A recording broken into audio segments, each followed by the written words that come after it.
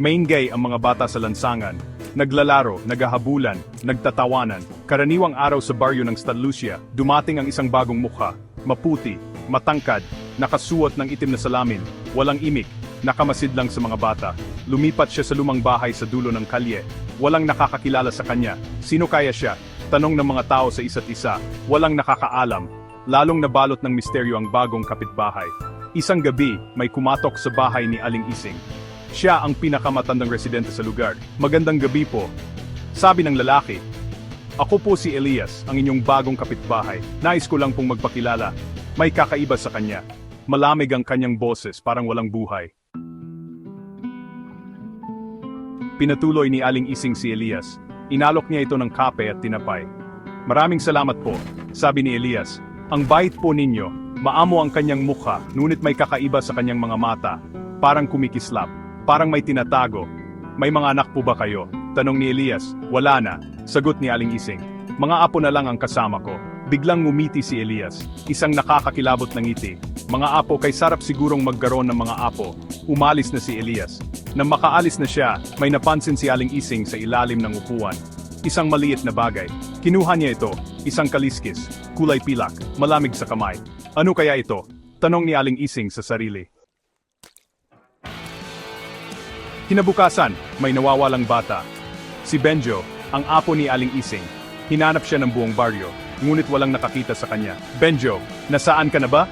Sigaw ni Aling Ising, puno ng takot ang kanyang puso. Naalala ni Aling Ising ang kakaibang bisita kagabi. Si Elias, ang malamig niyang boses, ang kakaibang kislap ng kanyang mga mata, ang nakakakilabot niyang ngiti, ang kaliskis na nahulog mula sa kanyang bulsa.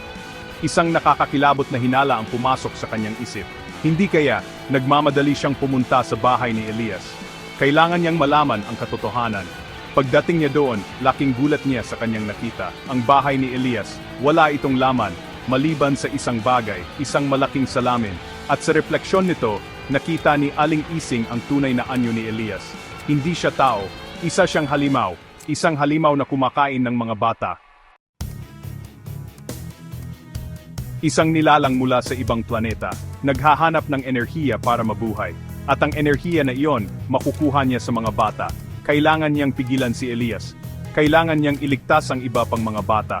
Tumakbo si Aling Ising palabas ng bahay. Mga kapitbahay, mag-ingat kayo, sigaw niya. Hindi tao si Elias, halimaw siya. Ngunit huli na ang lahat. Nasa likuran na niya si Elias. Ang kanyang mga mata ay nagliliyab sa galit. Hindi ka na makakapagsalita pa. Biglang may lumipad na bagay mula sa kalangitan. Isang hugis platong bagay. Lumapag ito sa gitna ng baryo. Bumukas ang pinto nito. At mula roon, lumabas ang isa pang nilalang. Kasing tangkad at kasing puti ni Elias. Ngunit hindi ito nakasuot ng itim na salamin. At ang kanyang mga mata, hindi ito kumikislap. Bagkus puno ito ng pag-aalala. Lumapit ang nilalang kay Aling Ising. Huwag kang matakot. Sabi nito, hindi ka sasaktan ng aking kapatid.